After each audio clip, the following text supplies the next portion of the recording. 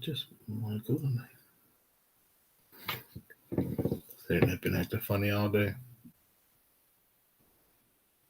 Has it? Mm-hmm. It shows we're live. Does it? Oh, Mhm. yep. Now it does. All right. I got my link. I'm linked in. Countdown this time. And it's gone. It started and then immediately went shh. I heard doom, doom, doom, doom, and then gone. What's up, KG? So no, you don't hear the, so you didn't hear the music. No, yeah, just static.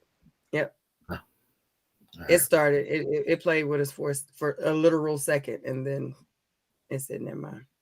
Okay. See, I All don't. right, y'all. I getting my paste so I can hit my share. Boom. All right, what's going on, good people? It is 8:03. Time for another scoop show, and we are so glad that you are in the room with us. What's up, KG? Officially, you are bright and early on this Tuesday, and we love you for it. I know that's right. Say you love the scoop without saying you love the scoop, and we appreciate you.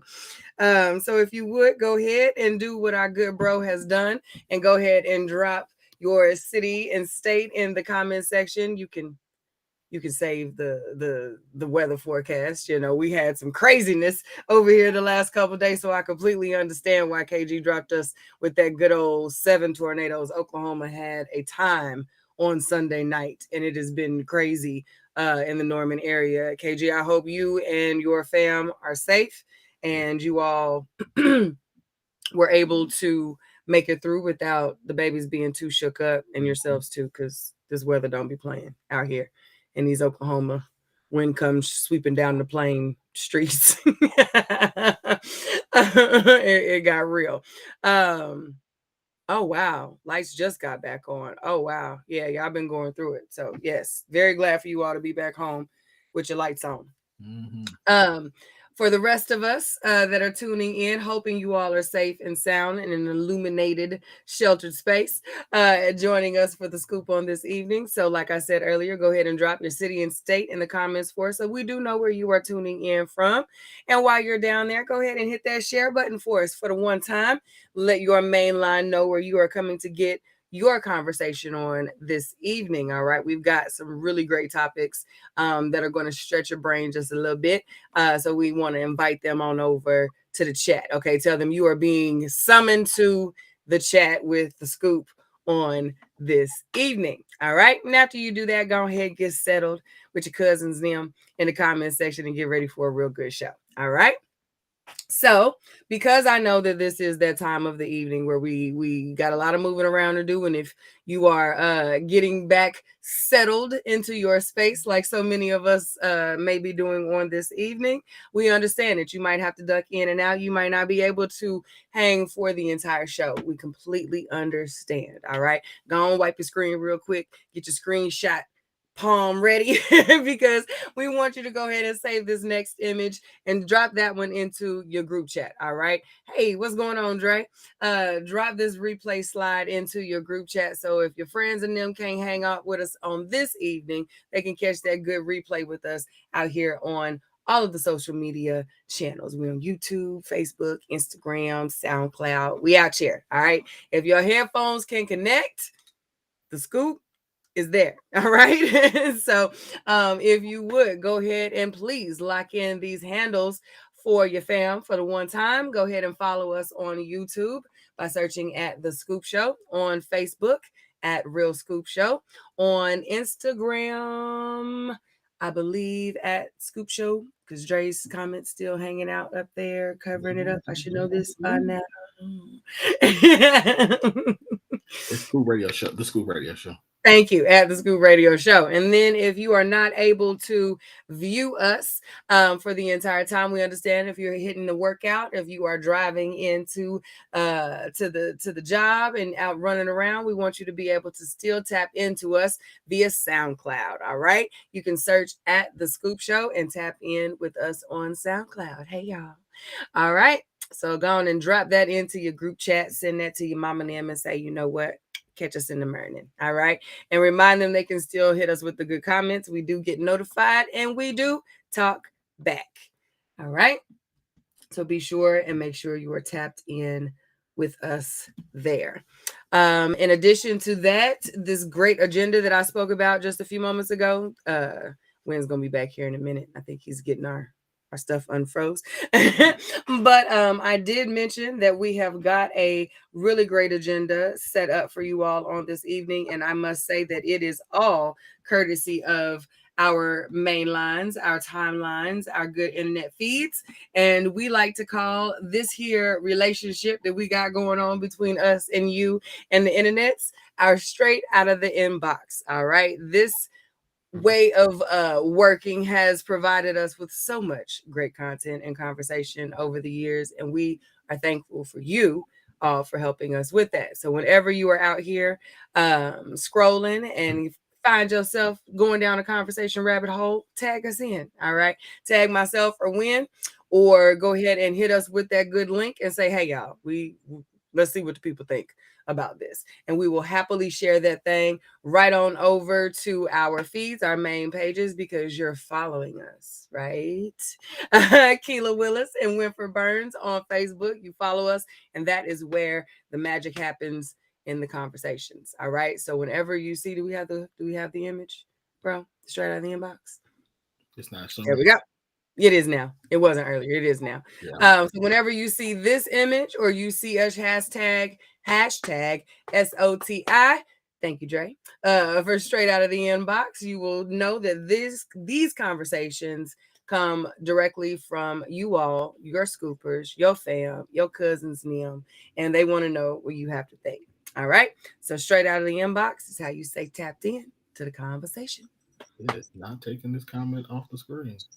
Right. It's gone now, I think. It's gone. Is it gone? Yeah. I only see the drop your comments. Your scrolling thing is there now, not Dre's comment anymore. Okay. So we're good. Okay. So my screen is still there. Oh. Okay. I don't know. All right. It's gonna be one of them days. Okay. We rolling with it. We good. How you doing? I'm good. We fresh off of a BTMR weekend. Listen, let me tell you something. I'm about tired of BTMR weekends. You sick of us, bro? Are you tired of the tribe? You know why? Why? Tell me about it. Y'all take over my timeline. Y'all never let me in the show. Then No, you didn't. No, you did. Y'all always got it when I can't come.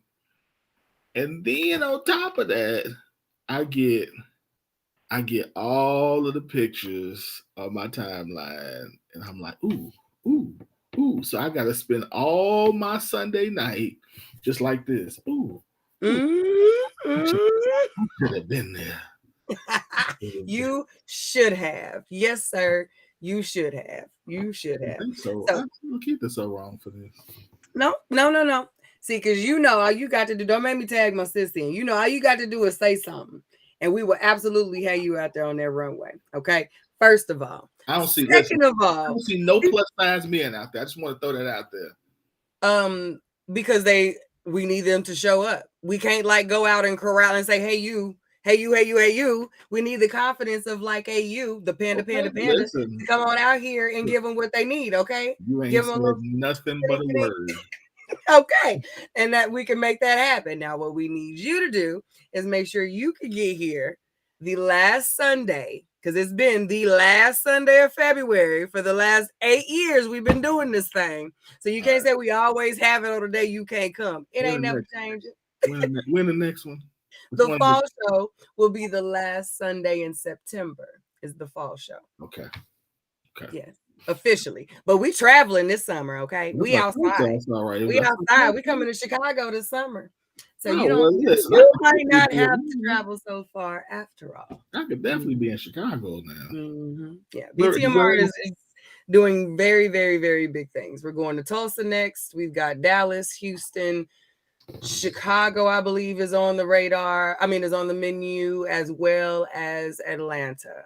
Sis is moving this summer. Is So. she doing where in Chicago? Where in Virginia? Listen, y'all ain't got listen. Like I said, I'll be in Chicago now. I could do that. Yes. As long as it's not the weekend, August like 13th or whatever. As long as it ain't that weekend, I can be there. Well, I'll put that little, I'll make sure this little birdie tells that little birdie, we can see what we can do. we can see what we can do. Yeah. But it was a very good time. Similar to when it's BTMR weekend reminds me of homecoming weekend at Langston. It's what I feel when I'm watching y'all do y'all's thing for homecoming. I'm like, I have no connection to this. But BTMR is for everybody. It's for everybody. Yeah. It is for everybody. Like and it showed up this weekend just like that. Yeah, it looked really good. The show looked well put together as always. So yeah, looked good. Looked good. You was doing the thing. I said, okay, Q, I see you. I see you. So yeah. I know my little altar comes out, twice a year. I get to go show out with the tribe. They bring out the extra in your girl. So. I did well. So got my entire life. Got my entire life. Yeah. So I'm doing real good. Good. All right, you ready to jump in these topics for this good evening? Let's. All right. I was kind of worried. I ain't gonna lie this week because I was like, I don't have anything in topics, and then I just went on the good Instagram never fails me. Mm-hmm. And they were so. Yeah, you dropped some fire in the box. I was like, oh, okay. Yeah, these were all just scrolling on Instagram, like, all right, what are we gonna talk about tomorrow? And I was like, ooh, these are good. These are all good. Mm-hmm. All right, here we go. This first one says 10 signs. Is this on Solo right now, or is it not? It's on. We got it. It's just the image. Okay. Mm-hmm. 10 signs of relation. Well, okay, now I can see it. Relationship is failing. Communication is becoming less. Actions are different than words. Priorities have changed. Excuses are more. Arguments are more than lovely talks. I don't even know what lovely talk is, but okay. Missing is zero. Appreciation has faded.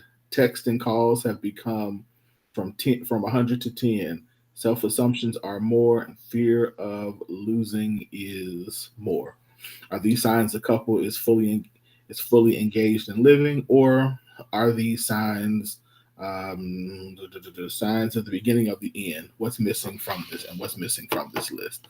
Yeah, I figured a lot of this, and I read this was like, just looks to me like life is lifing, and a lot of this. But what's the difference? So yeah, to your questions, like, are these signs so we have a problem? Is this life? What else is missing? What could be added to this list? I think to the first two questions, two things could possibly be true at the same time. Mm-hmm. I think that these are the initial signs of lifing, mm-hmm. for sure. Because you get into a different type of routine. Have you killed the image yet? I can't see it. Is it okay? It's still showing. Yeah. No worries. It'll catch up in a second. I just didn't know if you had left it there or not. So I think initially these are signs, there we go, that a couple is getting into a routine. They've gotten comfortable with one another, and they're creating that stability that we say that we desire, that security that we say that we desire out of a relationship. They're comfortable with each other. When we're new, we talk a whole lot. Everything is everything is amazing. What you doing? Nothing. Thinking about you. I miss you. I miss you too. All of that creates that 100. You know what I mean? That almost that oversaturation of the other person. So it can feel kind of like, what happened to them once you get a little more comfortable in your relationship. I think where this can begin to become the beginning of the end is when there's not a realization that we're drifting, and there's not an intention of that reconnect. There is not a, oh, wait, I miss you. You know what I mean? This ain't us. Like, wait a minute. You know what I mean? Let's fix this. If we're arguing more than we used to, and that's not our way, what is it? You know, I think the difference in this is there is a different level of intention and desire and accountability. Hey, I know I've checked out a little bit because I've been doing these things, but I also need to come back and check back in here. I got to regroup, and I realize that that's what's happening, and I want to fix that. That's what keeps you in that lifing, and now we can take life and back to loving. When you just be like, I mean, you know, that is, and for whatever reason, it could be the people are just drifting apart, and you know, it ain't driving the way that it used to, or it could be some other things that have layered over time, especially in relationships that have been longer. This, you know, a year or so, are we going through this? I'm more liable to think we're just getting comfortable and got to remind ourselves, hey, I'm in a couple. Like, it's two of me. You know, let me get back in. I gotta put it in. I gotta be consistent. Yeah.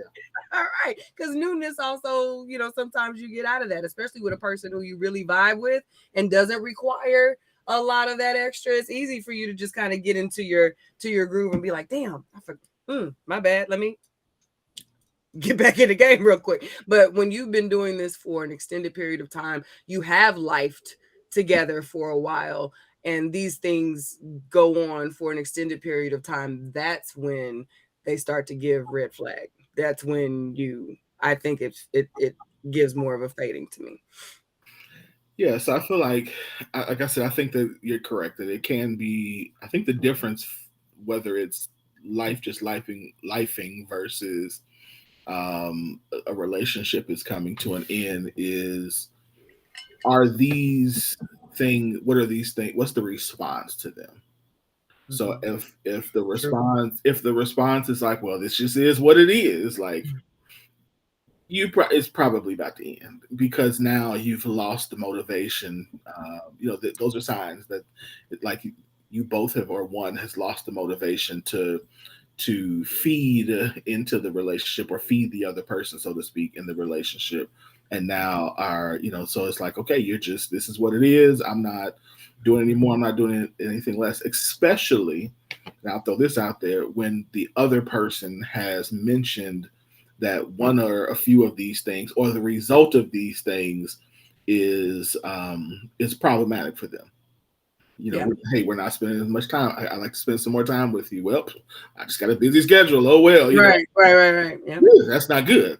So I think a lot of it has to do with the response. Because again, I think some of these things, a lot of these things can just be you falling into a routine, like you said. You falling into a routine, especially, don't throw children in there. You know, you fall into a routine. You're parenting. You're working. You're doing all of those things, and you haven't. Even if I've had to. Let me throw this in there too. I've even had myself and seen other people have these same things happen, and they are consistently spending time together. So they're having the date nights, but the date nights now become routine. So there's no spontaneity, or there's no what's the word I want to look for? There's nothing that's making this seem like this is still something that is special. Intentionality, or really, that leads to the intimacy. So it's like, okay, you have to respond in the way that says, okay, my desire is to really make sure that you understand that you are valuable to me, and that we get to spend time together. And we might not always be able to do some big stuff, but we can spend the time talking. We can spend the time, whatever. We can be creative when we can. We can send the kids away for the night and do us. So I mean, having to figure those types of things out are what works in your relationship to keep it from fading. So yeah, I think it's really good that you brought up the point too. This is something that I think often gets missed or gets can be confusing. And usually, it can be confusing for both men and women. But when you mentioned that even like doing those things can get to be routine, like the date nights. And, I think back to the 90s, early 2000s movies where the bigwig exec would have the secretary, and, the secretary knew that she needed to send the wife roses every Tuesday because just because, but 6 months of roses dozen roses every Tuesday on schedule, doesn't feel like just because anymore. This now feels like a task list that has now been assigned to someone else to take care of. And it's often when we have that conversation, and it happens with women as well, I make your food every day and I do all of these things, and like, but I ain't got a kiss on my way out the door. Like I told you, I don't even really like that particular thing that you put in my lunch 2 times a week. Like there's no intention behind it. You're doing me like you do all the rest of your chores. Right. And the people that you love don't like feeling like chores. And I think that those types of things, the tasks, aren't so much the things, the bullet points. He does this, she does this, I'm doing these things, aren't always the thing that puts your person over the top as far as love is concerned. And it's hard to tell someone that that feels they're doing all the things. It's like, but don't you see the things? Yeah, but none of, yeah, I see the things. None of those things are the things that make me feel like you love me. Like, or not even, and it might not even be that. It could also just be like you said, because what you said is not so much it's the lack of the things, it's the lack of, like you said, it's the way you're doing the thing. So if like you said, it's like, is it for me or is it to say you did something? Check it off the box. Yeah. So it's also, we have to be careful that we can't just be like, all right, but I did it.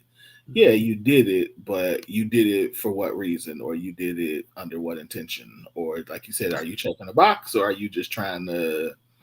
Why did you do it the way that you did it? So I think we also have to keep that in mind and remember, we're not doing it for us. Right. So I think that's the other part. I'm not doing this, and I'm not doing this because it's an obligation. I'm doing this because this is what my partner needs. This is what makes us, what gives her what would give her the energy, the life, the charge that she needs to be able to want to do things for me. So I think we have to I think it's beyond, like you said. I think first of all, we got to understand what the person needs, and then we have to also move beyond doing it, intentionally doing it, and move beyond doing it out of habit or ritual, and do it out of care and want. I had a man today. I went to lunch with a man today, and he's been married 30 years, and I said, "What is the key?" I asked, "What's been the key to your success?" And he told me, he said, he said communication and trust. He said, but really a lot of it boils down to, I had to learn to care about the things that she cares about. He said, it's a whole lot of stuff that she likes that I don't really, he said, don't mean nothing to me. Right. He said, but real paying attention enough to figure out what means something to her, and supporting it and doing it and showing up for it. He said, that's what does it. That's made the big difference. He said, and she does the same for me. Yep. We totally understand. We totally know. And I'm sure y'all know when we're not totally excited about going to do the things. We know. We know. But we enjoy the fact that you have put yourself in this spot to enjoy this thing because I enjoy it, to try to enjoy the thing because I enjoy it. And I'm going to do my damnedest to make it fun and silly and as enjoyable as we can make it within the realm of whatever it is that we're doing.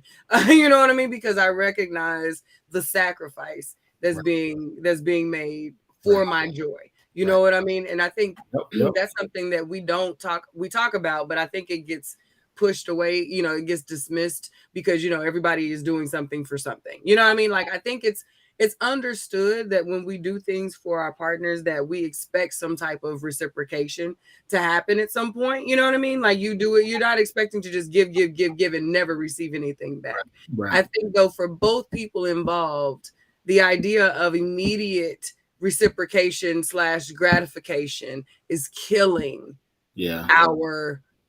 our love stuff. It's killing not real so much of what could be really, really good companionship between us. You know what I mean? You can't let a thing be for the other person for a minute, for just a second. Like, you can't allow the grin to fade from the cheeks to stop throbbing enough. You know what I mean? She can't get the text to the group chat fast enough. Girl, can you believe he did that?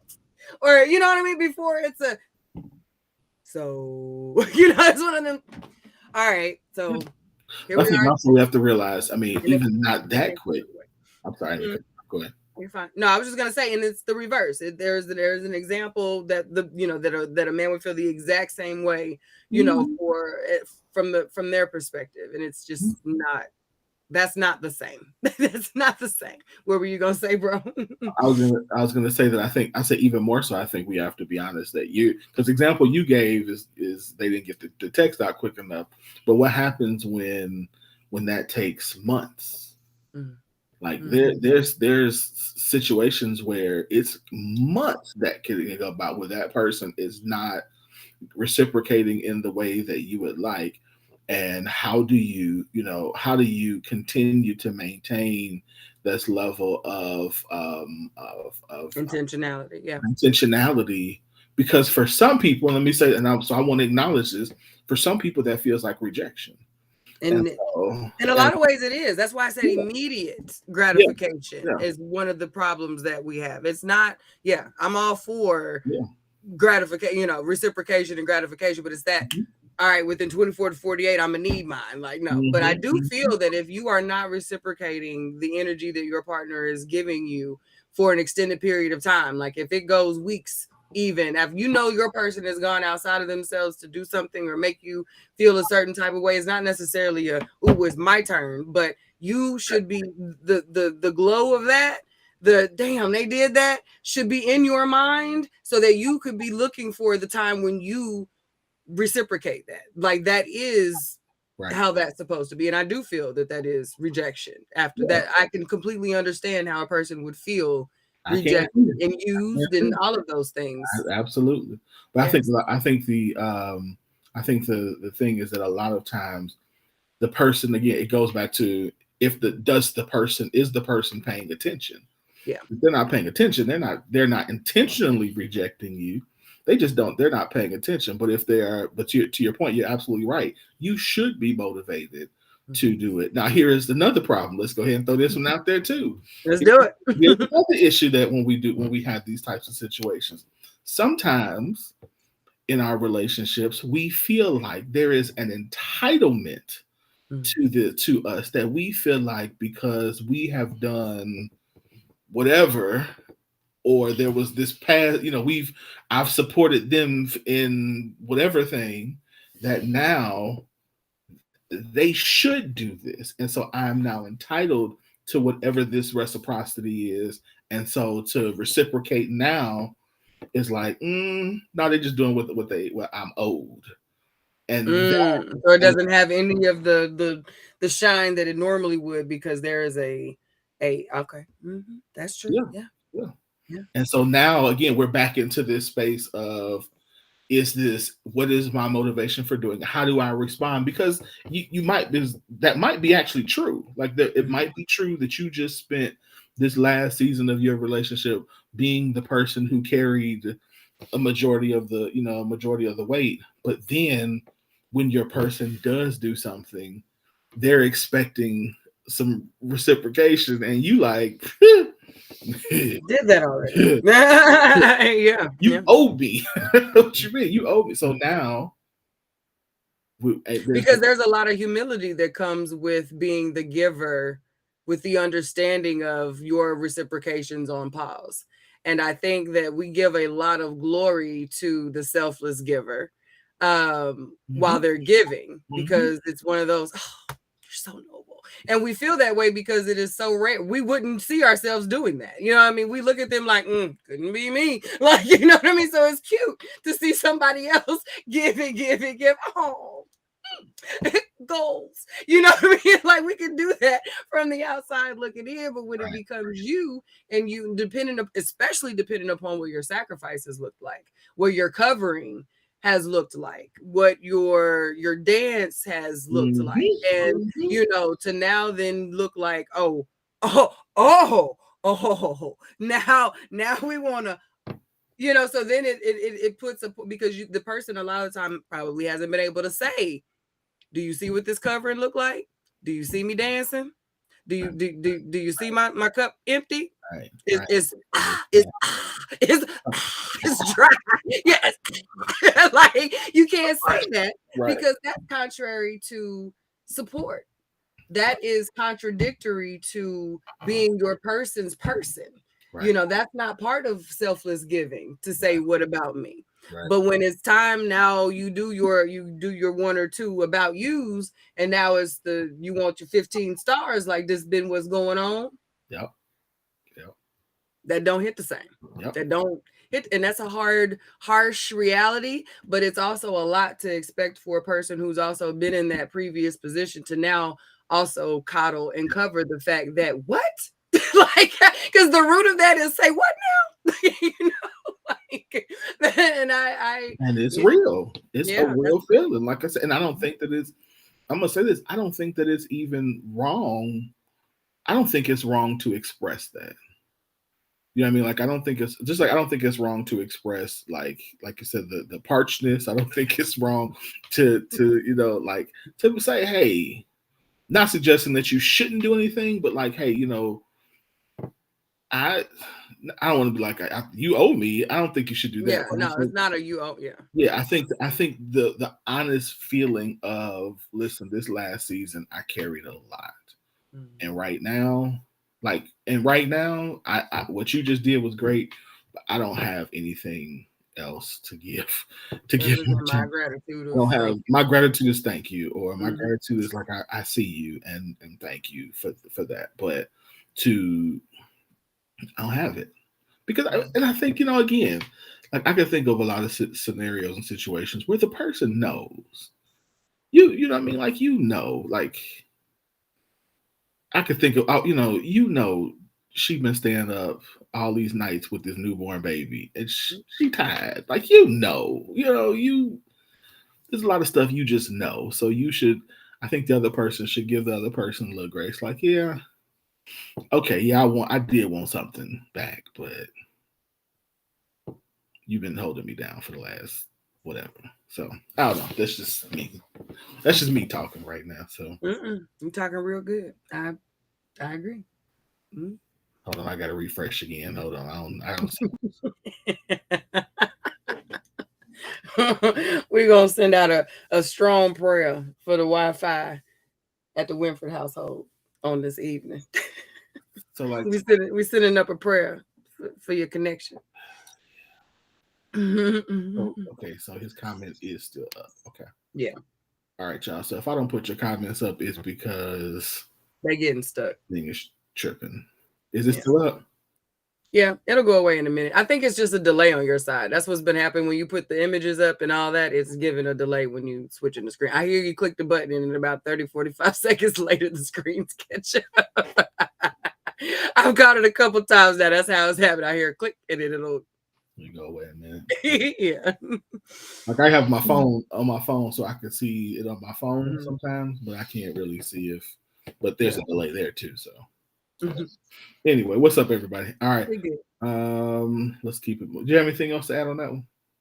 No, I think we took that one to a few different good places too. So that one, I'm good with that. All right. So this one made me giggle. This one says, a relationship is really the last thing on my mind. Just be my friend. So be my peace. Everything else will fall in place if it's meant to be. How do you interpret this statement? Is this being honest and transparent or manipulative wordplay?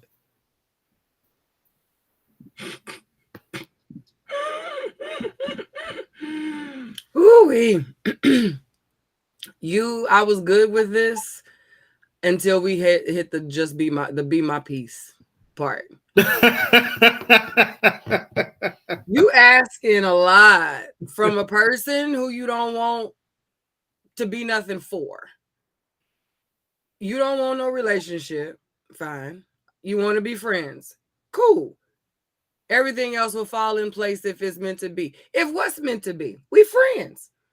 Be your peace from what? Like,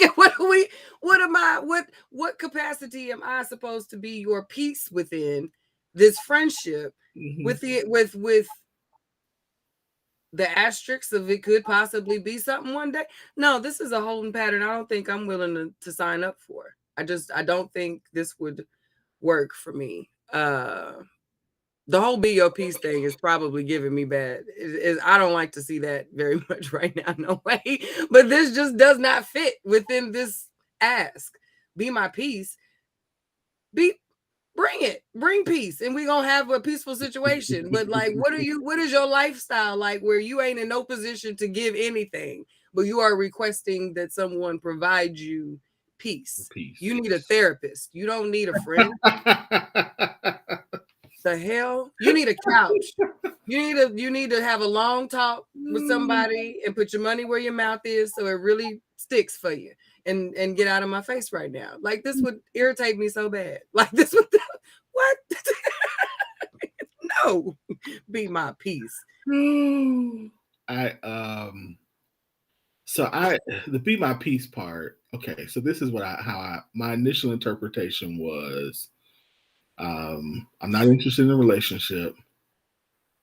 I just want to hang out with somebody and have fun. I want to have fun. Like, which means we should be doing nothing that even creates chaos, let alone for me to be having to provide some peace. Well, we having fun. When the be my peace part is the fun. To me, is the fun part. It sounds to me like whomever this is just wants to hang out with somebody and have some fun. They don't want anything that appears. This is so. Let me see what you're saying. Let me rephrase this. No, I'm gonna rephrase this right. When I said stuff like this, here we go. Let me just be completely honest. When I said stuff like this, what I was saying was, life is hard right now, and the stress and strain that happens when I'm in a relationship, I can't do it right now. I like you. I want to have fun with you, but the hard stuff that comes with, I don't want that. So let's just enjoy each other when we're going to enjoy each other, and that's it. That's how I interpret what whoever was saying. And I was not trying. Like I said, I was not trying to be manipulative when I said it. But in retrospect, I can see how it was, because in a lot of instances, there were it was, again, I'm talking about me. I'm not going to talk about nobody else. Mm-hmm. There were still, to your point, there were still things that were happening that looked like a relationship. And so, and it wasn't so much, and to be honest, I didn't necessarily expect them, but I didn't say no to them. Mm-hmm. And I enjoyed them. And and then anytime it would be like, but we're in a relationship, I'm like, don't say the R word. Don't say the R word. Definitely don't say the L word. Let's just enjoy what is. And inevitably, I could think of 3 times I said that and said this. And all 3 times they want to be in relationships, and it didn't end well because of that. You should say these types of things, fellas. Say this, ladies too, actually. I've seen this go bad in both directions. Mm-hmm. You say these types of statements to people that you have no interest in, and you know for sure have no interest in you. They can be of the opposite sex. You can have a lot of fun and do what appear to be dating type things with someone of the opposite sex if there is no connection. Like, there's no attraction. You can go to a movie, you can go hang out and eat food, you can go to carnivals and all of the stuff and genuinely enjoy someone else's company and have the good time, that enjoying the feminine or masculine energy, the giggles and the funny humor and all of the other things that come with woman or come with man, without all of that weird stuff that will get attached if there is physical attraction there. And that to me makes the end of that sentence, whatever happens, happens. If it's natural, that makes more sense in that situation. But if you go into this situation with someone that you know is leading with feels, and your rebuttal to feels is fun, no feels, fun, that's the wrong person. Don't say that to them. You're going to end up in the situation we were just talking about. Oh, no, don't say the word. Now you're getting smacked around potentially. How dare you? You know, because they feel like they've been manipulative. You know, they've been manipulated. And we got to stop falling for that. When you know you have feels and someone tells you they want fun, you have to have enough self-control and self-love for yourself to roll on out. And if it will be when he's ready to be, or when she's ready. Okay. Yep. That's how that'll go. But until if both folks aren't on the same main train of thought that this is what we're going to potentially be doing, it is going to be bad. Now we caught up. Okay, there we go. Yeah. I was just saying you're absolutely right, because I'm still paying for some of that foolishness. So definitely don't.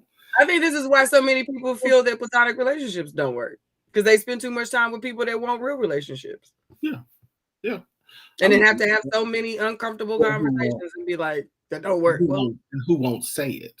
Mm-hmm. Who won't say it? They'll say they're okay with platonic relationship and then really not, or who you really don't want a platonic relationship, you just don't want a title of relationship, and so you'll say that you just want platonic relationship, but then be trying to sleep with each other. So it's like, that's not. Yeah, don't be sleeping with folks. Don't. Yeah, that ain't gonna work. I really don't think. I think that you should also, like, you, to your point, I agree. You can go like do stuff and hang out, but I also think that there's certain things you just shouldn't do then. Like I mean, if we're just friends, we shouldn't be going to romantic dinners. You know what I mean? No. You can go have a meal, but you should not be having candlelight booths in the back. Like, no, like, it's your friend. To be dubs, but getting dressed up to go to the nice restaurant and candlelight, and it's just the two of us sitting across from each other as friends. No. But I think that's something that we have to be accountable. We need to be. And I saw something yesterday, maybe I was scrolling, where it was like, we don't need so much advice. We need discipline. Like, we know what it is that we need. Like, if you are wanting to date casually, you want to do a 1 or 2 with a person and be on about your business, then there are apps for that are specifically for that. There are places you could go. There are codes that you could use. There are emojis that you could type. There's all kinds of different ways that you could put out the certain signals that say, I want to have romantic fun without strings, with other people who are just wanting to date for fun and do all of that. Go forth and have fun with those people. You can also want to enjoy some good energy with someone of the opposite sex, with someone that you might have a little more connection with, that you know this person a little bit more. That's your friend group. That's your platonic other side, them my girls and my boy. Yeah, we're gonna catch this movie. We're gonna go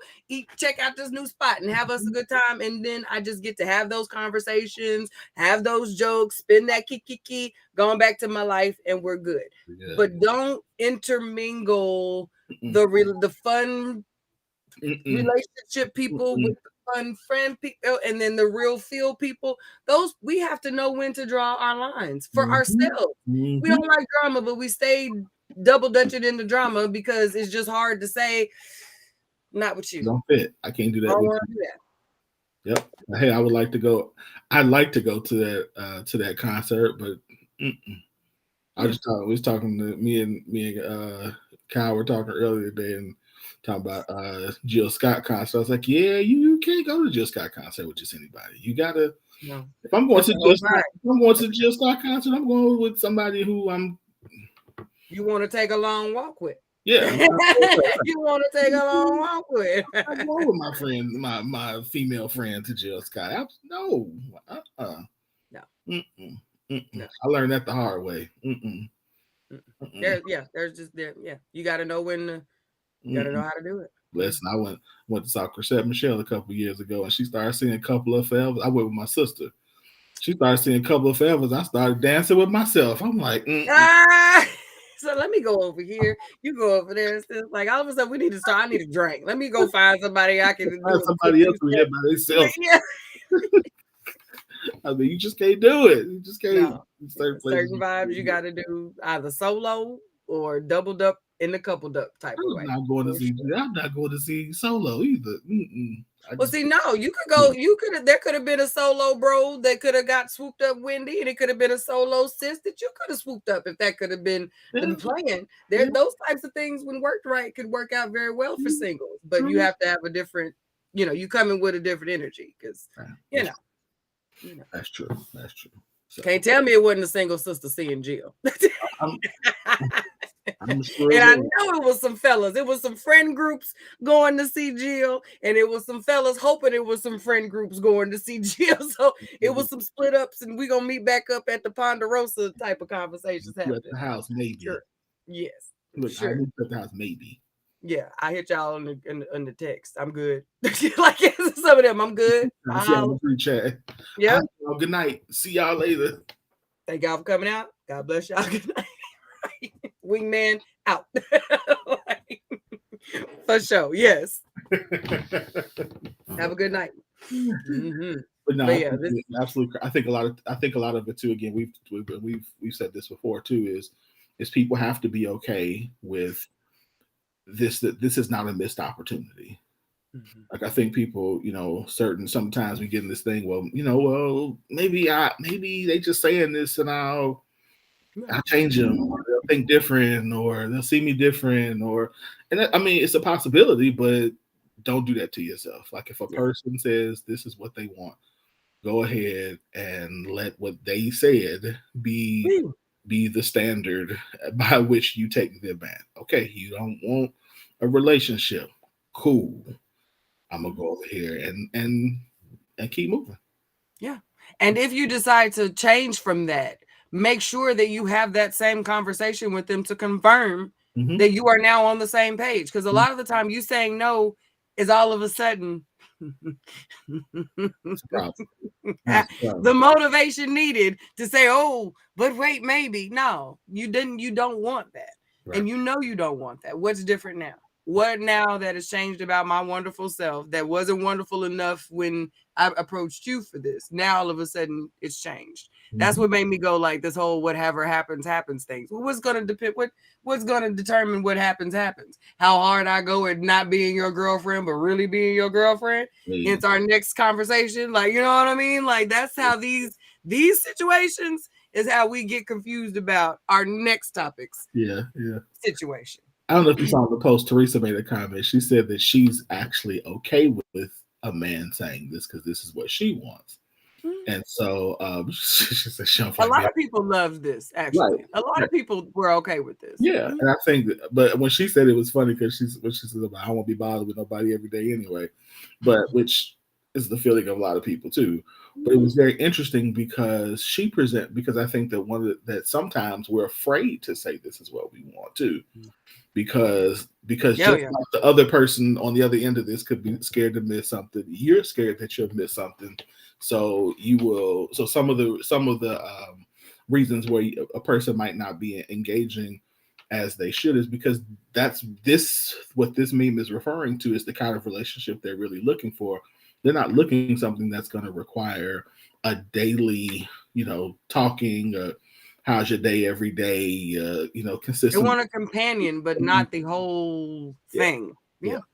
So that's where that, finding somebody who really is in agreement with this kind of setup is important. Because if you do, if both of you are in the same spot, then that's cool. Then that's perfect for what you want. And then you just go ahead and it may happen with the other, it may happen, it may not, and y'all both feel Yeah, but you're both open to that at that point. Nobody is coming into it necessarily hoping that it does in that way. Right. You're open to it if so, but you're not actively creating the environment for that to happen. You're just enjoying each other, Right. which I think if, again, like you said, if both people are truly in agreement with that, then that's ideal.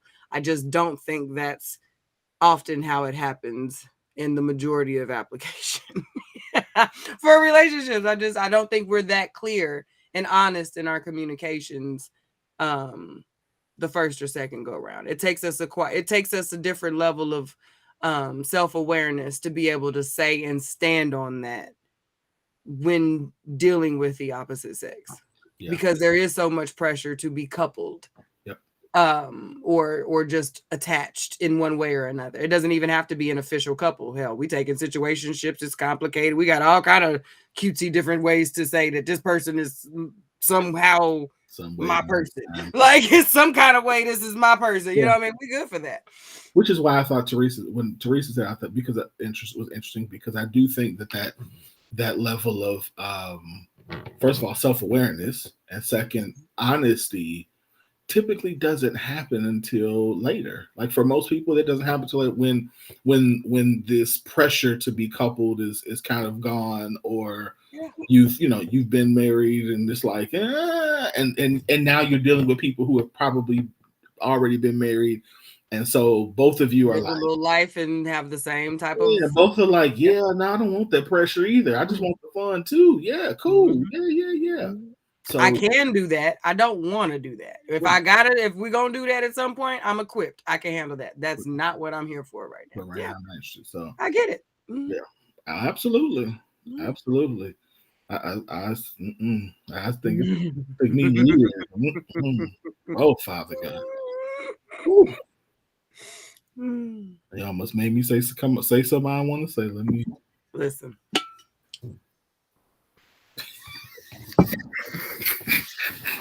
Next slide. Like I said, this conversation is a good preamp for the next conversation. Here we go. There's a difference between a boyfriend that want to stay your boyfriend and a man that plans to be your husband. How do you know the difference? Does the same logic apply to a girlfriend/wife scenario? And how does a couple transition from one stage to the next? So this to me feels like that whole don't do wife things when you're a girlfriend and don't do husband things when you're a boyfriend and all of that. This conversation gets very, very twisty, depending upon what your goals are, in my opinion. I do feel that there is a difference between a boyfriend that is perfectly fine dating you, having an experience, spending time, all of that, and a man who wants to build a life with you. That's not saying either men are wrong. They just have different goals. And I think they both show up differently. The same way a woman who wants to be your girlfriend is going to show up in one way, and a woman who desires to be your wife is going to show up in a different way. Not necessarily always in actions, meaning she's going to come in, she's going to be cooking, she's going to be doing your laundry, she's going to be cleaning the house, she's going to be picking your mom up and taking her to the grocery store. All those things may not be her ways of showing you that she is wife ready. He may not come in paying all your bills, taking your baby to the games and coaching the little league and, building your mama fence and fixing the hole and doing all that other stuff. That might not be how the man who is currently your boyfriend shows up with intentions of being your husband. That shows up different in mindset, in how he prepares, how they prepare for you, how they think about you, the way that they speak about you, the plans that they make around you, for you, with you in mind, the way they communicate with you, to me, indicates that I want a future. If I am being more careful with how you hear me, how you feel about the things that I say, how they land, and I'm checking and I'm correcting if you tell me that things are different, that's meaning I want to make a long-term impact on your life differently than if I don't care, because who knows if I'm gonna be here in 6 months to deal with this one way or the other. I said what I said. you care about what you said and how you said it and how it was heard and how that made that person feel in a different way than you would if there's not really an investment in this person's heart, in your heart. Like, that's what I think, how a person shows up different. It's not so transactional as it is emotional, intentional, spiritual. I want more for you, for us, because I care for you and I want to build this thing with you, this life with you. It just moves different, and goals and future moves different than right now. I don't really even, aside from what I just said, like, I don't really know how to express that other than it just moves different than temporary. I'm thinking through that because I agree. I think I agree with what you're saying, but what I keep thinking about is I know a couple of couples who are they've been, I guess they'd be at this point they'd be common law. Like they've been together. They've been doing what? Common law. Like they've been together like 20 years but never been married, lived together, that kind, the whole thing. Would you so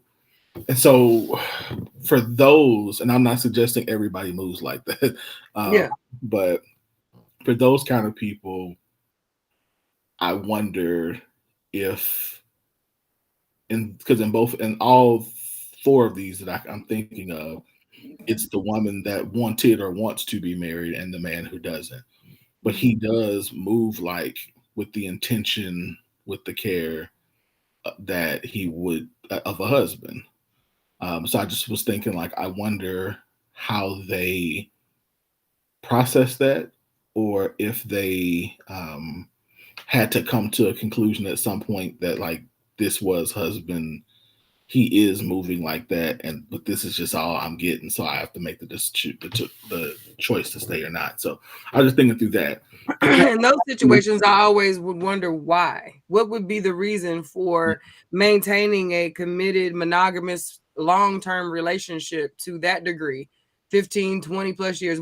I know a few myself. Like, I think all of us brown folks got a one or two common law aunties, uncles, pawpaws, nanas, somebody down through there. You know what I mean? Like, it's very much a part of I know our culture.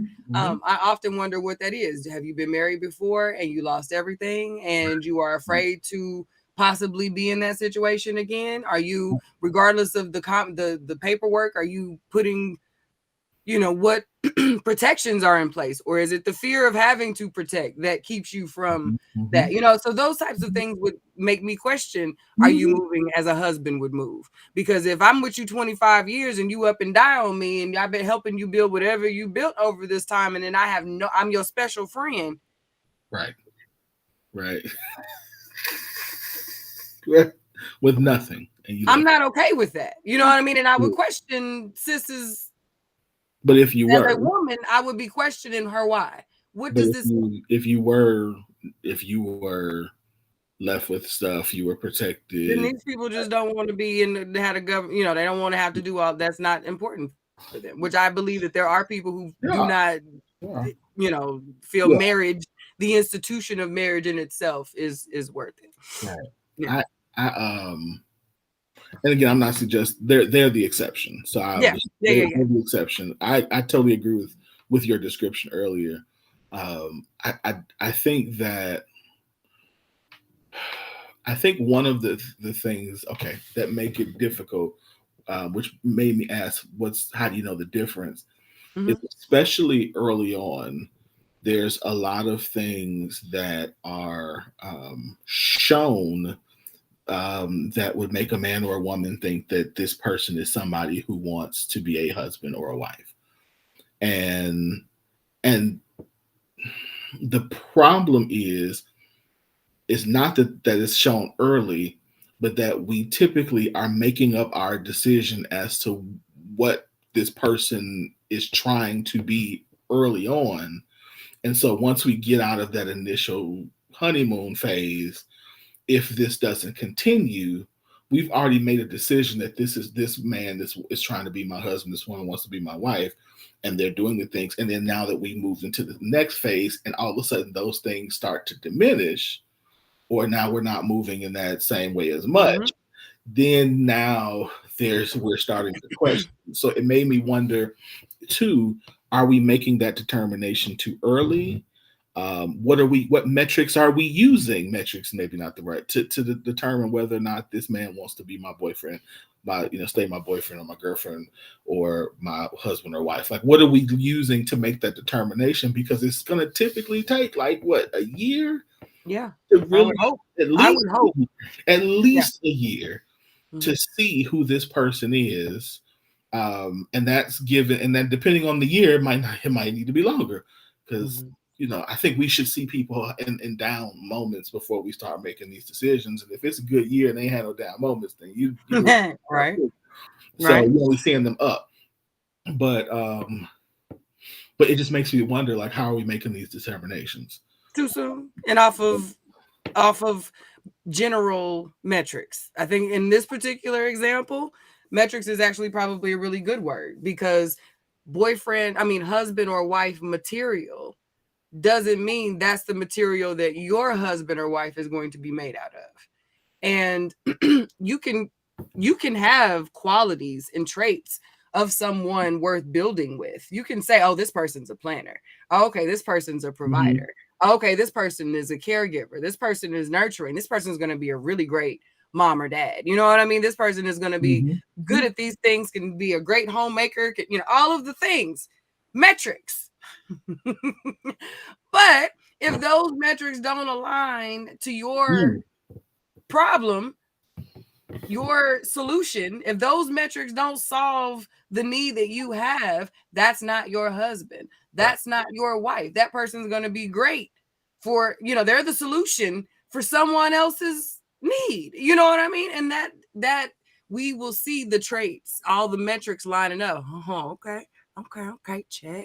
Check. And in our mind, we're sizing them up for us, and they're doing the same thing. And they may not be. We all have to agree. We got to touch and agree that this thing is going to work. You know what I mean? And I think if we do that too soon, then we really don't. That is a lot of the reason why we are in some of the I don't know why I keep doing this. Oh, I put my heart out there. Why you put why is it out there? Who told you to put it out there? Like, nobody offered. Who? This is a good candidate until this person just did it for a little bit. Why have they been promoted to? I don't permanent position. Yeah, this just doesn't make sense. So yes, we are doing it too soon based on very generic metrics. We have to drill down, because we are right sizing ourselves for a one size fits all. We are not one size fits all. If you can't get in there and see if there's some tailoring that could be done for you specifically, you are doing you a disservice. When you worried about your stuff slouching off your shoulder, that's your fault. That's your fault. Your stuff ain't fitting right because you didn't try it on. You didn't do it. You did one of these. Yep. That looks good. Looks all right. Look like it fit. Yep. Put it on and your button's missing in the back. You got one sleeve longer than the other. You know what I mean? Your seams don't line up. You got to tuck it in now. Ain't no loose on this one because none of your hems line up. You ain't paid attention. You didn't ask the right questions. You didn't look. You try that thing on. That's true. That's true. That's good. I know I'm wife material. I am not a wife for the average man who would be attracted to me if you just look at my metrics. I'm okay with that. I know that about myself. I lead with that. Hold on, player. It's a pretty little package, ain't it? I know. Talk to me for a little bit, though. You know what I mean? It's like, come holler at your girl. And then we'll see if you really think I'm that cute when you get done with this conversation. Because I know that about myself. I know me and how I move. And that's not necessarily saying I'm better or worse or anything. That is being accountable. I know the kind of woman that I am. I know what I look like on paper. And I know when you start to turn them pages. Like, I know me. You know what I mean? So, you have to know you well enough to present who you are to your people, friends, family. At what point did you feel comfortable to do that? Oh, just 5-6 years ago. No, that's not true. To stand on the whole how I just said that has been probably the last 6 to 8 years. But I have always known that what you see is not always what you get. Yeah. I am purposeful about keeping me for the people that I allow in. But I do allow enough of me to be shown in certain environments for you to be able to make a determination if you want to dig a little bit deeper. But I've always known that I present in a very different way than how I show up sometimes, because you know I think different, and I've always been that way. Little bitty girl, I've always been that way. So but the way that I move with that now, it took me being this at this stage of my life and being okay with not being chosen. And go back to it, that's hard for some people. It is. It was hard for me. Like, let's not be. I'm 39. I said the last 8, 9, like that's been here recently that has happened. And I've been a very confident person my entire life. But this level of confidence of not being okay with not being someone's choice, actually preferring it now, being okay with preferring it, looking out and being all right with not being chosen by the majority. I'm okay with that. You know what I mean? In a way that when we first met, even I was not as okay with as I am now. You know what I mean? So that is not to say that everybody should just choose me or not. I'm good. Like, no, that's not even. But that's not even the spirit to do it in. Like, it's not.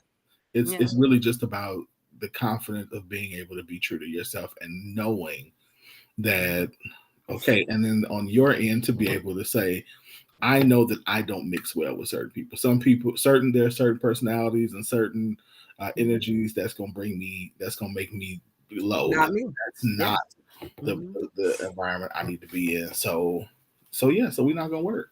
Yeah, we can be play cousins. Like we can be cordial and we can be cool, but that digging deeper is not necessary so that we can stay at this place. And that's no hard feeling, because you could be an awesome person for the people who you're awesome for. And I'm not those people. So I can deal with you and you can deal with me. And I'm okay with not being one of them people for you too. You know, so let's just be good to each other in the ways that we can be good to each other. Know that about each other and move that way. So we don't have to be ugly. Like there's a whole lot of people I would rather not. If we picking teams, I'm gonna go on over here. But that don't mean I'm gonna be about the situation. You know, I'm going over here. It ain't gonna be no hard feelings because you know I'm going over here. You know what I mean? And I think that is the level of maturity that we should begin to have towards one another, regardless of our relationship. We have too much of you versus me and that kind versus this kind, and those aren't too much of that. When we all gotta exist out here, we all just trying to do essentially the same things. Same thing. Yep.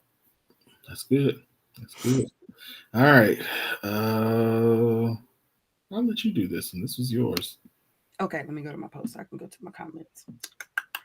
To the original post. So this one is one that I was actually really happy that I came across today, because I've been trying to figure out how we could have this conversation without being kind of muddied with all the other stuff that's been around this particular topic. So Jay English had asked, what does it mean to have a soft life? He asked the women, what does it mean to have a soft life? And I clicked into the comments on this particular post, and I was actually very engaged, and I was very happy to see what I read. But I'm gonna just share what I said on my post real quick, and I'll talk a little bit more about it. It says, the comments on this post are super refreshing. I agree with the majority of them. One that stood out the most was a transparent comment by a sister who shared she had this life and didn't really know how to operate in it. That's so true for many women. It takes a minute to rest in any environment after extended periods of work. If you've ever been exhausted, you know the crash is much different from the rest that can come after that first bout of sleep and sit down. I would imagine it's very similar after realizing this is my life now. Be easy on yourself, sis, and each other. We're out here just trying to make it to the softer side. So I asked the ladies, or people in general, do you desire to live or provide a soft life? And ladies, How easy do you think it would be for you to transition to this kind of lifestyle? And I'm going to share a few of the examples on the post, but then from these examples, are these examples similar or different than what you originally thought when thinking about a soft life? And is this an unrealistic expectation for women to have? Lots of questions here, but this conversation has been going on for quite a while, so I thought I'd get it all out there real quick so we can kind of throw it around a little bit. So a few of the comments that I saw that were really, really dope that stood out to me were one that's from a lady who says, no concerns about hustling or figuring out how to pay bills. No need to put your guard up or feel like you have to protect yourself. Not rushing, feeling safe, grace, gentleness, awareness of breath, a clear mind, and more often knowing you are divinely protected. Balance of the masculine and feminine within. Might I add community? Another lady says, comfort, relaxation, simply be yourself, illuminate stress, responsibility, speak to yourself kindly, focus on what you can. A life where I don't carry anything heavy, a life where there's little to no worries, a life where I'm protected and not in survival mode, a life where I can totally rest in my feminine energy. I'm not criticized for crying. I can be a leader while not being accused of being too masculine. A society that appreciates what a woman's body goes through during childbirth and delivery.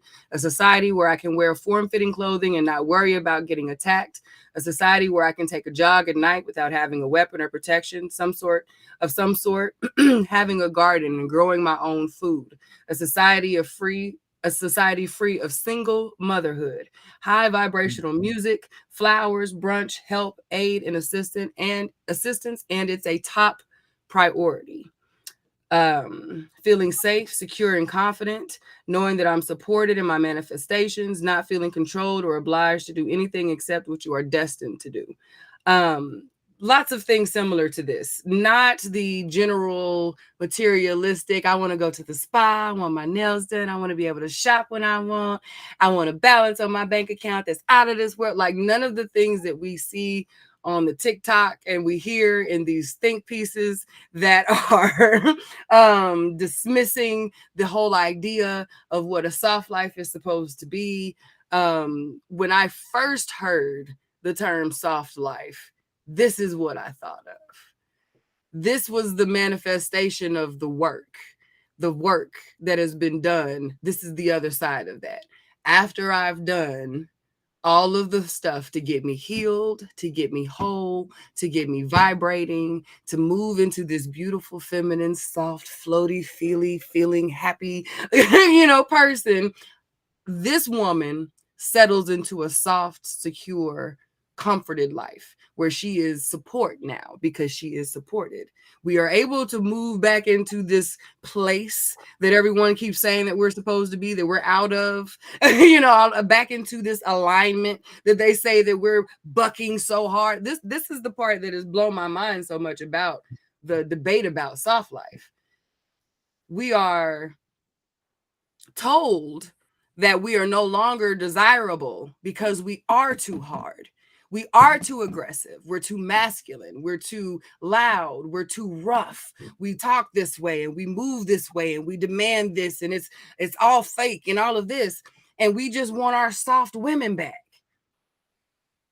All right. So we go and we found her. We love her.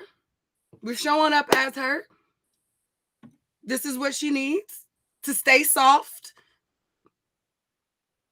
But no, we can't have that either now. Like that too is, now they want the soft life. Well, what they think this is hard world. Where they supposed to get this? Who's supposed to give them the soft life? This world ain't so. Okay, well, now what are we doing? Like, what is it that you want? Where does the soft come from? Now I got questions. If tell me, if lead me to the softness, then show me. I'm gonna tell you, let me first say this. Some of the stuff I read was very nice, like Dre just said. Some of it, I was like, oh, they just need to go ahead and go to heaven because this is not the one talking with the one that she read about wanting to. What did she say? I want to run and without having a carry weapon. Oh yeah, well, I'm like, that's ideal. Yeah, but we know that ain't our world. I'm like, nonsense. You got to go to heaven for that. You can't. this is the world. Mm-hmm. I need you to carry a weapon, unfortunately. But Right. I think that we have, first of all, I don't think that what a lot of the ladies' idea of what the soft life is a lot of us really have a full, like, we ain't in alignment with that. You know, like, I really think that when a lot of us think we're talking about soft life, we're talking about financial stability or financial, like a good place financially, being the type of person who's participating or leading in the home, like those kinds of things. A lot of the things you all described were very, I'll use the word feely. And so I think that bridge from what we think should get you to those things and what a lot of the ladies are, they don't register. They're not registering. Mm-hmm. Because I think a lot of when I read through those comments, I thought, okay, they're looking for um a how did I describe this to myself? I said they're looking for a world, like for their world to feel like this. Mm-hmm. And a lot of times we don't know how to create that world with you, and Mm-hmm. so, or for you, because again, we've limited ourselves to saying, as long as I make enough money, as long as you have a nice house, as long as you have a nice car, as long as you have, you got some help with the as long as our kids, as long as they have nice clothes, as long as you go on Mm-hmm. vacations, I've checked all of the boxes that are things that should make you happy. And now you came with this list of, I want to plant flowers and Mm-hmm. do yoga all day. Like, what do you want now? So I think that's Mm-hmm. where you're seeing this disconnect. And I think what we're missing is I removed um the I won't say the details, but I removed the checklist of, oh, she wants to plant flowers. Okay, now she could do that, and she could do this, and said, okay, what does this really trying to say? What she's really trying to say is, I want a life that I get to just be me, and it gets to not, and I don't have to stress and worry about everything. I Mm-hmm. want a life where being a woman is not causing me to have to be on all the time. Mm-hmm.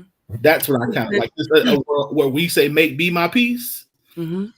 a world of peace. Mm-hmm. Create it so that I can be the peace. It's hard to, so yes, and I can see where there's a disconnect. There's obviously a disconnect, and I think that is because so much of our life, regardless if you're coupled or not, has, and unless you are in the very still small group of within our community of people who could sustain a household or a family solely on one income, there is still a certain level of work that a woman is expected to put in. Even like from a financial outside the home perspective, like there is still a certain level of that is expected.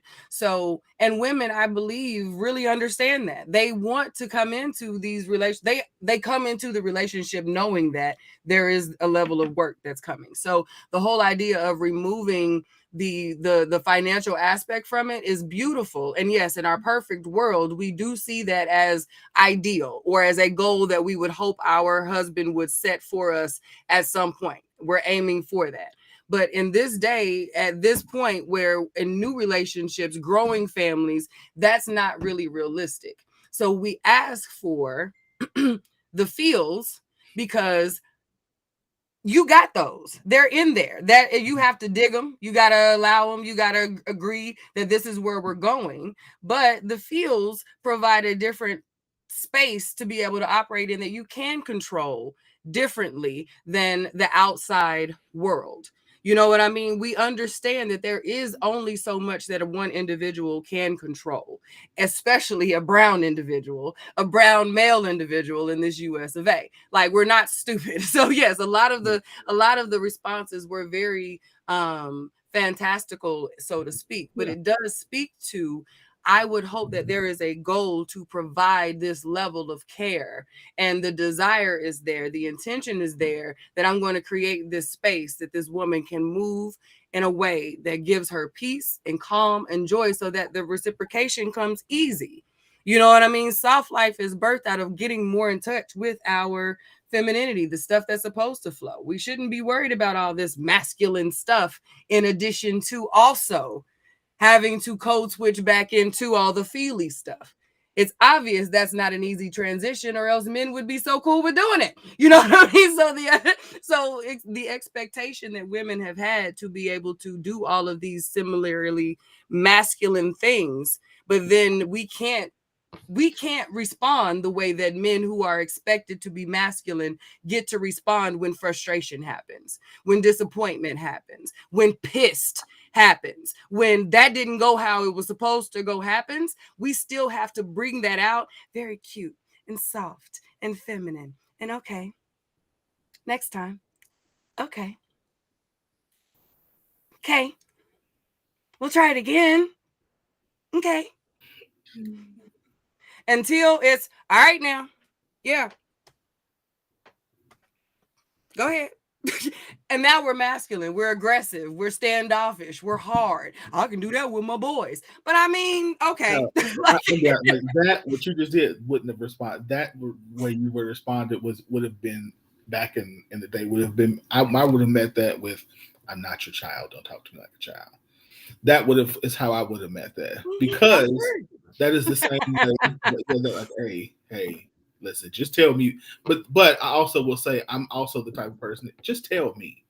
Like, if you tell me and I get it, fine. Like, and if I don't do it, it's because I don't get it. But so every man does not move with that. Right, and that's what I'm saying. I totally understand what you're saying too, because I've seen it happen. I'm like, oh man, she trying to let you know you're missing it. So I definitely get that, but I think that too. I think you said something that's interesting, because when I was reading the post, there was only, and I didn't read all of the responses. Yeah, it was a lot. There are lots of comments. Yeah, of the ones that I read, only 2 of them addressed work, and they were both work if I want to work. Mm-hmm. And so I hear that there's that this is has to do a lot with the intention to create certain things. Mm-hmm. But I also wonder, not all, but if the majority of ladies are expressing to that man that the desire to do it is sufficient. Because I think from a lot of us, when we hear or read posts like that, there's a little bit, some of us that don't understand that there is that the intention is just, I'm gonna say just as good, but the intention is what you're after, feel deflated. Because if I can't provide you said lifestyle that does this, then now how does this affect your appreciation, your respect for me? Because I can't give you, I can't give you what you have deemed as the ideal lifestyle for you. So what does that say? And I think that's where, like, we hear you. I think that a man who loves you wants you to have that life, but we're battling this idea of, if I can't do it, or if I'm trying to do it and it's not happening, or I keep failing, or I keep messing up, or I'm not making the money fast enough. How do you see that? How do you receive that? Are you receiving that I'm trying to do this as, man, this man is, is trying to give me this soft life? Is that intention coming through then? Because culturally, the noise is, you ain't ish if you ain't doing it. And so now it's like having to battle through that and having to say, no, she's the respect, the love, all of that's fine. She sees what I'm doing, and she knows that this is it. So where does that come in? How do we communicate that better? I think in application, we are doing the thing that, let me say it this way. So when you just said it seems as though, like, from a collective standpoint, it's you ain't ish if you're not doing this. I honestly don't think that's really been the truth in application. I think that's what we post about and what is talked about. But I do not think in reality that women are just dismissing men when they ain't showing up with the soft life in hand or plan to get there. No. And I know what you're saying. I know what you're saying, but I think we are less dismissive of the intention and the try than it may seem. I think if a man were to read a post like this and say scroll across his lady's comment and it was not fully in alignment with their current life or even their short-term goal life, you know what I mean? But he was actively working towards that and communicating that to her. There's nothing wrong with the dream board. Like, there's nothing wrong. We do that all the time. Like, there's nothing wrong with setting goals.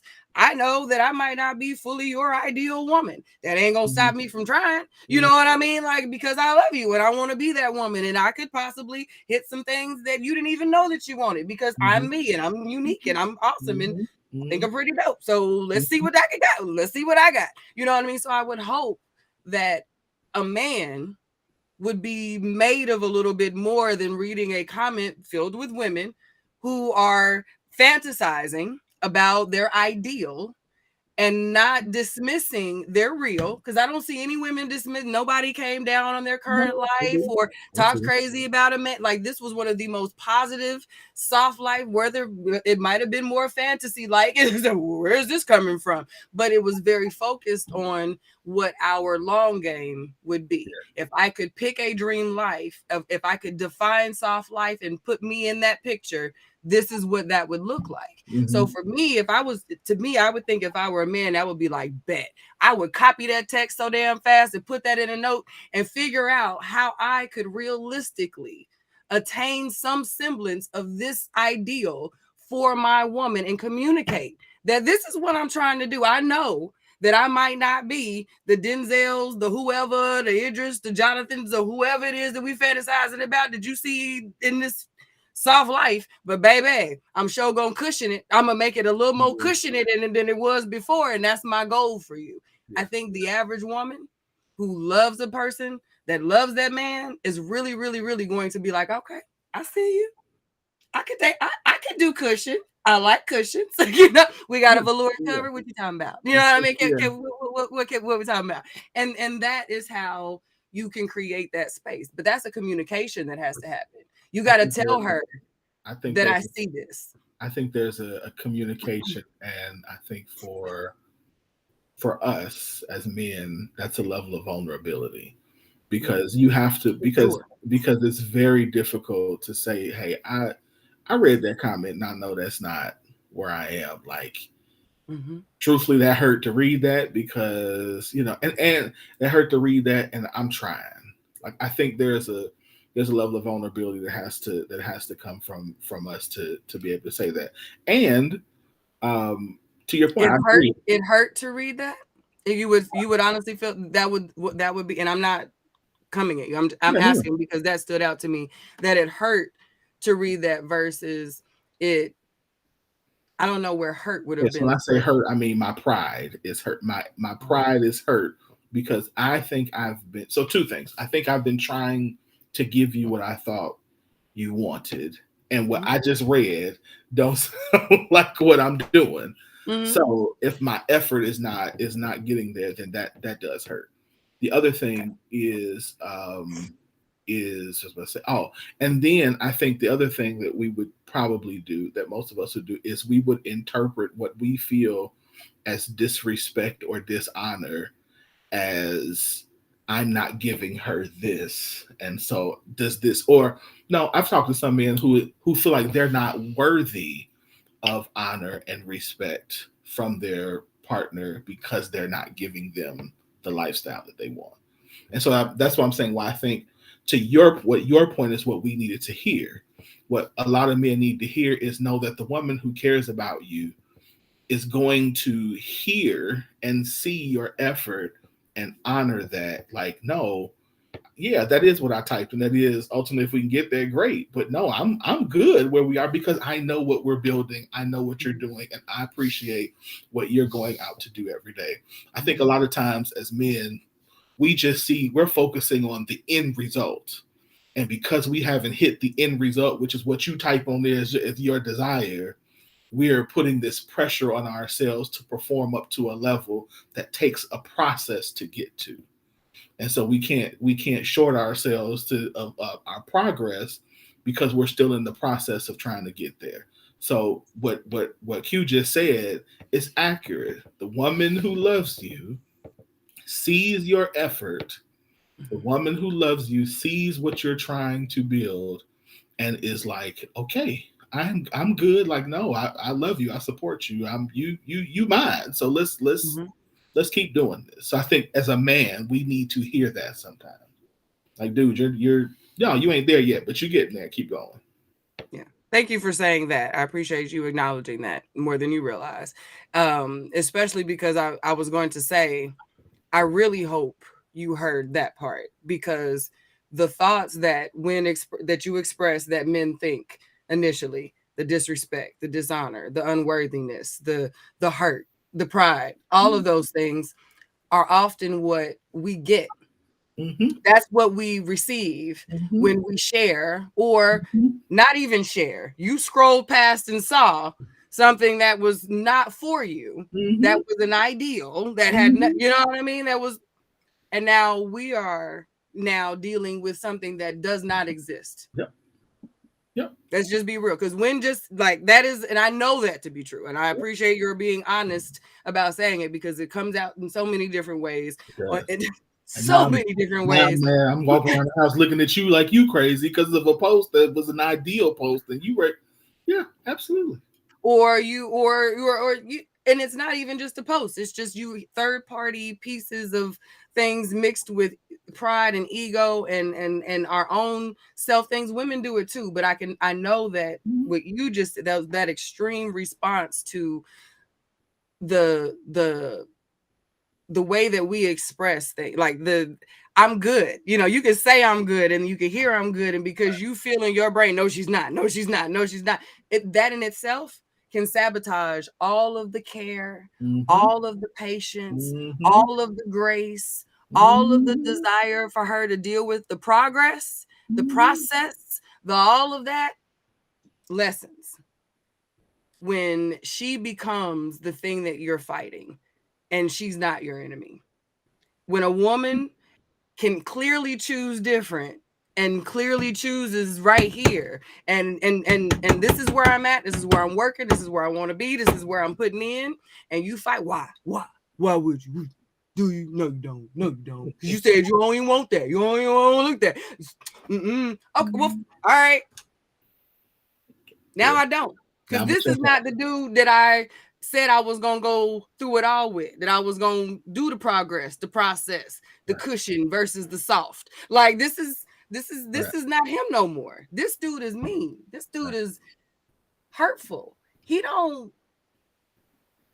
Ain't nothing soft about how he is. Ain't nothing soft about this. Not even a little bit. It ain't even a little. Yeah. It ain't got a little. Wood. Yeah, and right. Yeah. And then at the end, that's not what gets talked about. Is, oh, it was too much. I couldn't. She just wanted too much. I couldn't give her what she wanted. So, you know, and that she wanted you. She was fine with the progress. Yeah. But everybody got goals. To expect a person who you're building a life with to never be able to communicate what their best life might look like. Yeah. Like, we can't be so full of ourselves to think their best life is you right now. Like, as is, no growth, no change, no success. Like, we good right here. I think to your point, that's where we're communicating together what that looks like is beneficial. Because first of all, if we're having if the first time I'm seeing this, or I'm piecing this together through multiple conversations or something on social media, that's a problem within itself. We should have had the conversation, because not only should she be able to have hers, you have yours too, and you both know. So now it's like, okay, now we can begin to come up with a plan as to how we can arrive at this destination of soft and peace, and we all get what we want, huh? Who knows? but because we're not because often we don't have those conversations. You have couples who aren't having those conversations, who aren't doing that work to say, like, hey, this is, I know where we are, and I know what we build into. These are the steps I to get to here, because this is the ultimate destination for me. I'm not trying to work like this for the next 20 years. I'm trying to get to where I, to have that conversation. Yeah. And then that way, I don't want to work in 20 years from now if we can get around it. Yeah. Like that is the softest life. I want to enjoy my soft life with my person. Like, I don't want my person to be working to the damn bone every day so that I can live soft. That's not soft for me. Right. And I think a lot of the time that gets really lost in the conversation, because for most women who desire soft life within a relationship, it is because we as women have recognized that there is an imbalance in how we are showing up for our families, for our children, for the people that we love the most, for ourselves. Yeah, absolutely. Okay, so it's not this whole selfish, I just want to look pretty and post pics on the gram. It is because we recognize the difference that us being gone, us being disconnected, us being distracted, us being broken down, depressed and sick and tired and misused and mishandled out here in the world, Craig. We tired. Like, we are tired. Okay. And while we understand that there's a reality out here and that the world needs this and bills are high and inflation and cost of living, we got this community and we got these babies and our men are dying and they're depressed and they're also tired and we need to repair. And since the beginning of time, it's been us. And it's going to always be us. We birthed this stuff. Y'all, we ain't going nowhere. And we refuse to let it die. So it feels aggressive. It feels like, what the hell are the women doing? It feels like, whoa, we ain't ready. Hold them up. Like, what? But no, sometimes drastic situations calls for a drastic shift. And I think it was time. And we'll figure it out. But this is what you want to... I'm sorry, because I'm gonna say this. Over the last couple of, maybe last 4 or 5 months, I'm seeing some stuff with the men that I'm like, okay, yeah, yes, we coming. Okay, yeah. I'm like Dion now. We coming. Yeah. And like I said before our show, it's ridiculous to think all these men just stayed chilling while all these women did all this work. That's crazy. It's not what happened. Like, okay.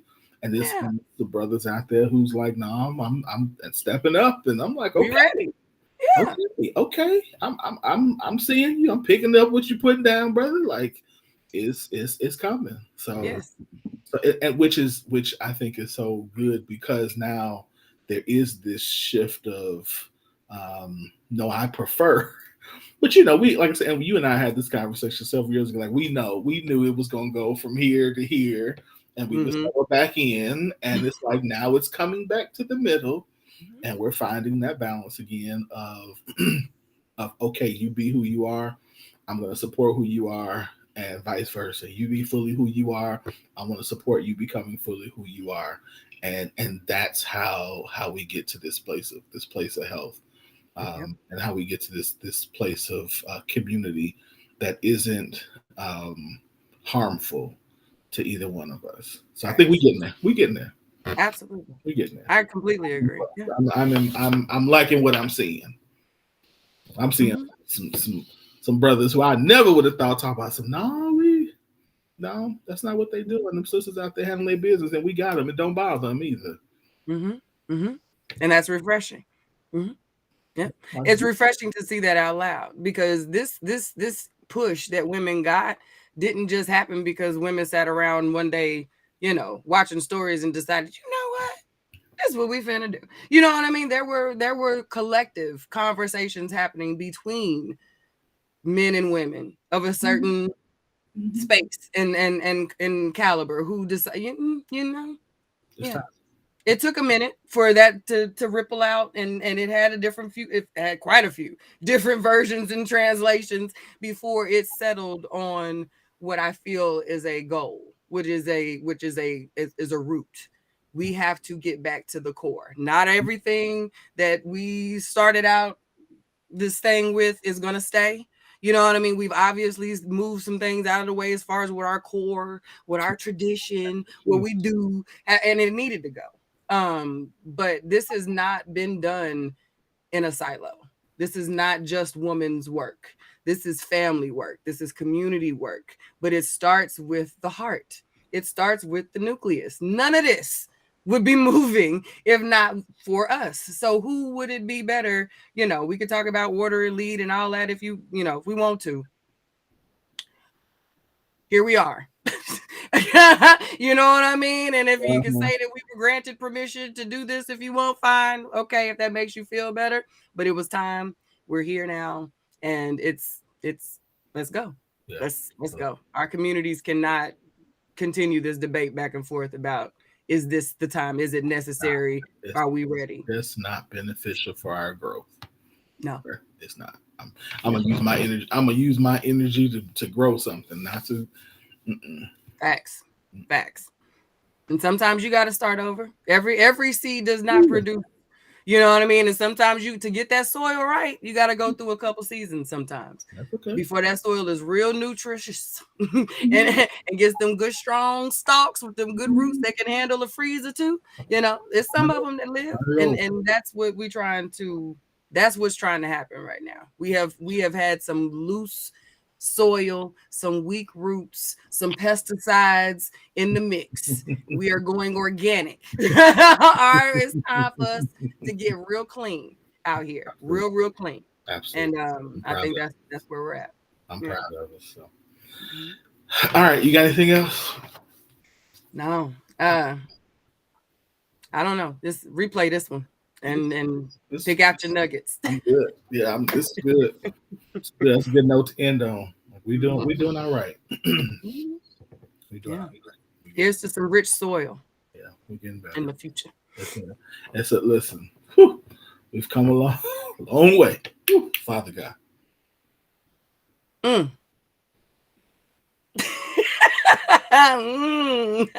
I'm singing spiritual or something.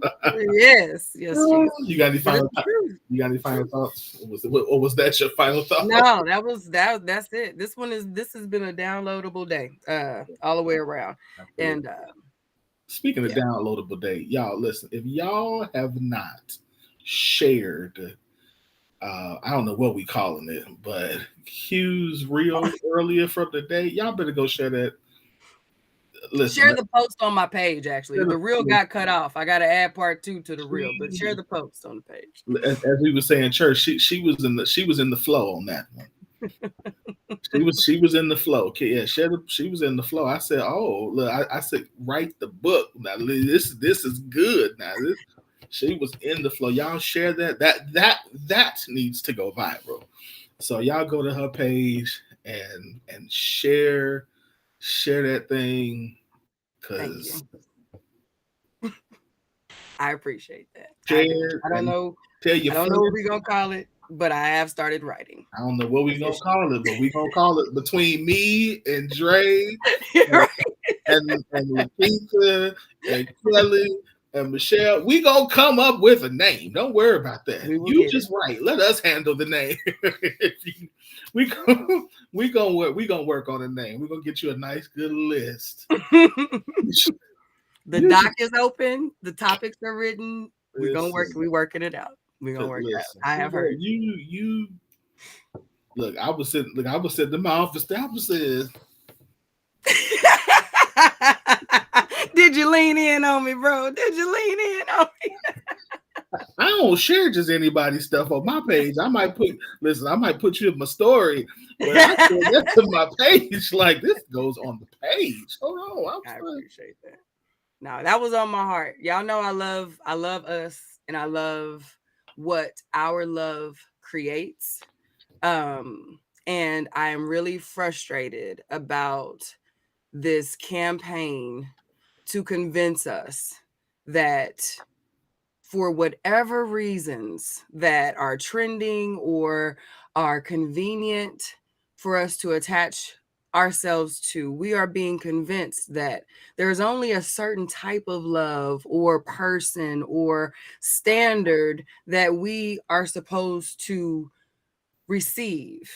And I'm just not going. I reject that. And I'm empowering you to reject it as well. We don't work this hard to repair and restore and heal and be good people and give good love to just take any old thing. That ain't it. That's not our portion.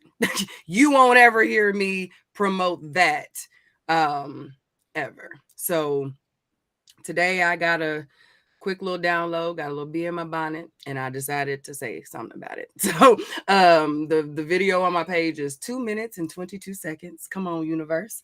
So check it out. And if you like what you see, go ahead and hit that share button.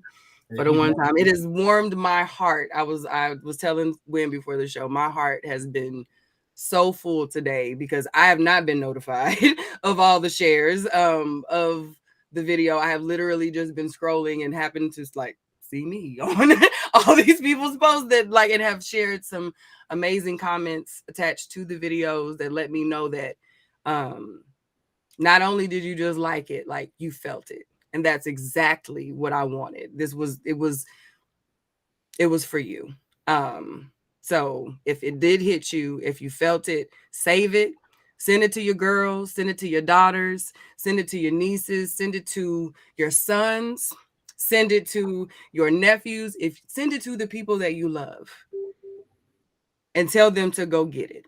The good stuff, not just what's available, the good stuff. The glow stuff. That's what we deserve. Okay, now those were my final thoughts. You had to bring that up because you know that wouldn't have me going today. So there, now I'm done. But yeah, go find that, go share that, and I thank you. Mm-hmm. The book is coming. He ain't gonna let me not do it now. All right, it's been a good show. I don't have anything else. Good show. Y'all make sure you share if you have not. Make sure you if you have any comments, put them in there in the feed. We definitely are paying attention. Y'all will be back next Tuesday for another great show. Yes, sir. As always, sis, I appreciate you for your wisdom. I appreciate your candor. I appreciate your presence, all of that. So I appreciate everybody in the comments too. G, what's up, my brother? It's good to see you. Dre, of course, as always. KG, Kyle. I saw several people. We had some new people. Candace was here earlier. Hey, sis. Still here. So we had several people in here. I want to say what's up to everybody. We appreciate every single person who tunes in. So y'all have a good night. Have a good rest of your week. And we will see y'all next Tuesday. Sure will. Night, y'all.